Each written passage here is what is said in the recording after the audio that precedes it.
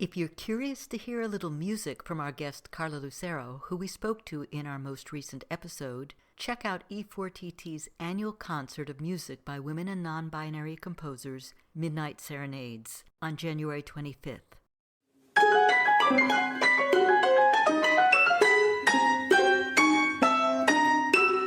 Welcome to For Good Measure, an interview series celebrating diverse composers and other creative artists, sponsored by a grant from the California Arts Council.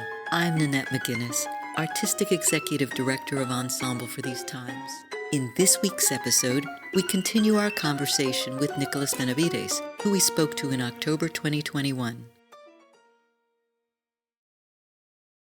How did growing up in New Mexico affect your music?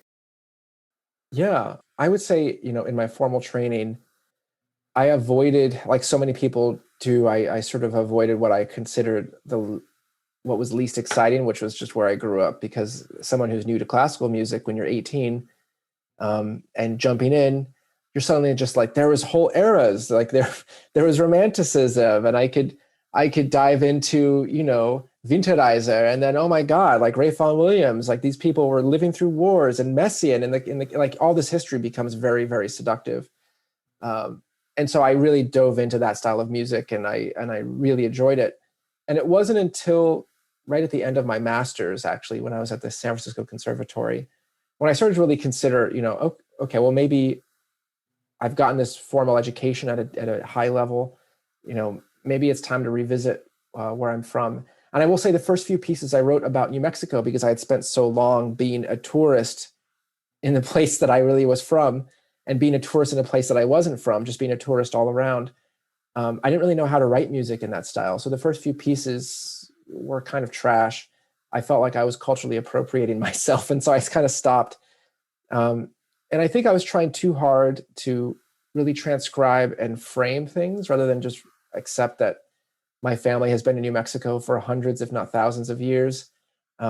Whatever I do is just by definition New Mexican. And if I imagine New Mexican themes, and I imagine my upbringing, and I imagine the sounds that I authentically heard growing up, that it will naturally just fall into place. I don't need to try to force any specific system. And ever since then, about 4 years ago, things have been clicking a lot better. I find that I can draw from the toolkits that I learned from various composers, living and dead, who have nothing to do with New Mexico. I can pull from them, and I could sort of pour that into my knowledge of New Mexico.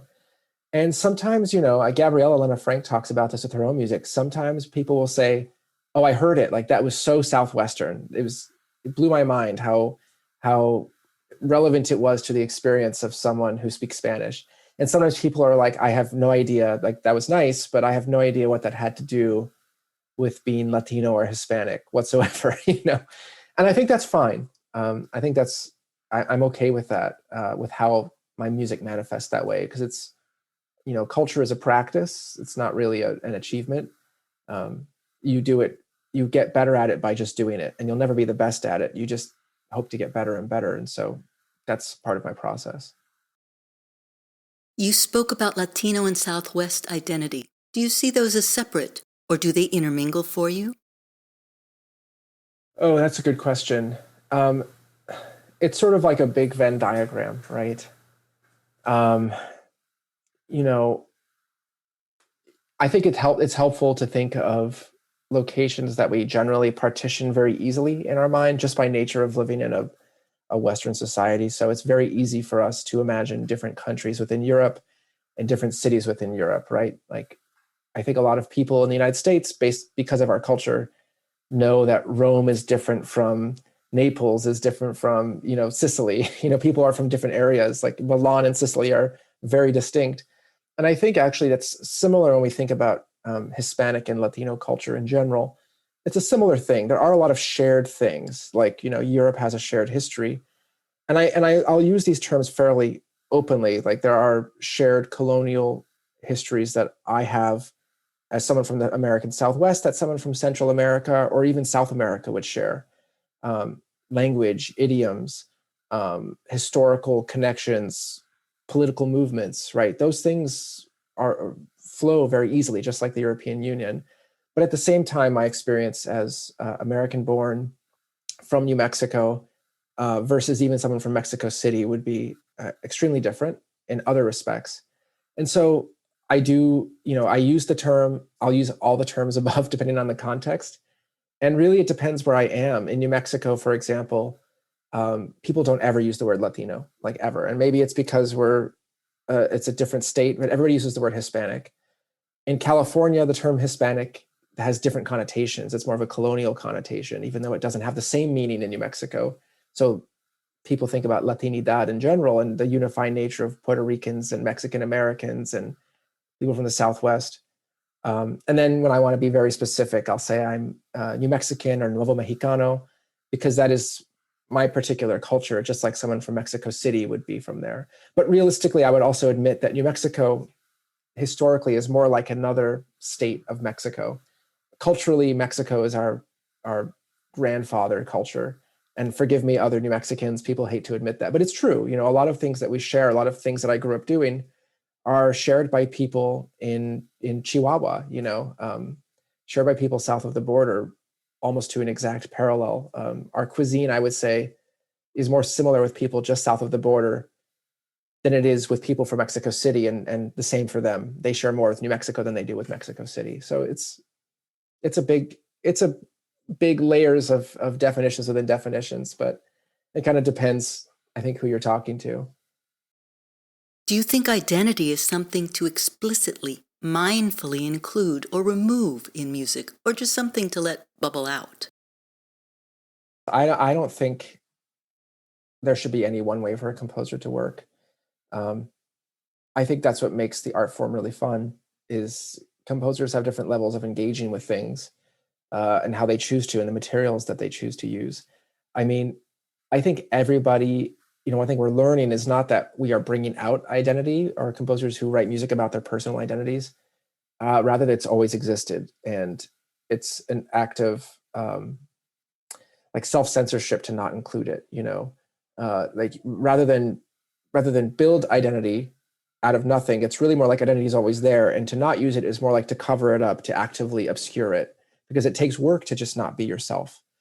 It takes a lot of hard work. And so I think being comfortable with composers reaching for those tools and experiences more quickly is a good thing. I also don't think every composer should have to do that. Some composers prefer to work in a more abstract realm where things are symbolic, where things are mathematics, where things are really sans culture as best as they can do. And I think that's fine as well. I have nothing against that. But I do think that everybody has an identity. And one other thing I'd like to point out too is since you are in the unique position of being a performer and a presenter and administrator, all these different roles that come with running an ensemble, there's I'm sure you're well aware of this, there's a difference between performative diversity and like authentic community building diversity. I think we get really addicted to the idea of bringing in, diverse artists from all over the country and the world. And what happens is we get the same touring circuit of artists who fulfill a certain program a certain month of the year, going to the major symphony orchestras, and then they leave. And I think part of personal identity has to do with the diversity that comes from where you are from.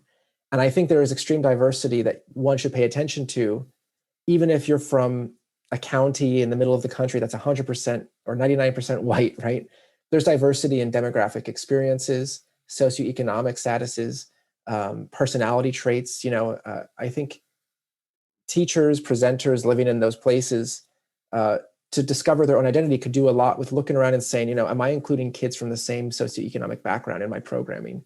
Am I including kids with disabilities? They have diverse points of view as well. Am I including affluent kids? Am I including kids who need help, who need scholarship? I think it's possible to have a diverse program that is all one ethnicity, but at the same time, a whole multitude of experiences.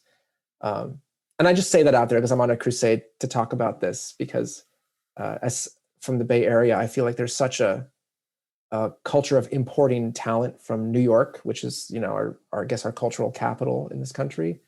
And I love artists from New York, but I think really cultivating artists at home keeps you from getting into that anemic situation in the first place. And that's why I'm happy to talk to you. It's also nice to talk to artists from California, promote each other, think about how we can build on one another rather than always import, because I think that is really ruining us for further down the road when it comes to these diversity discussions. Thank you for listening to For Good Measure, and a special thank you to our guest, Nicolas Benavides, for joining us today. If you enjoyed this episode, please subscribe to our podcast by clicking on the subscribe button, and support us by sharing it with your friends, posting about it on social media, and leaving us a rating and a review.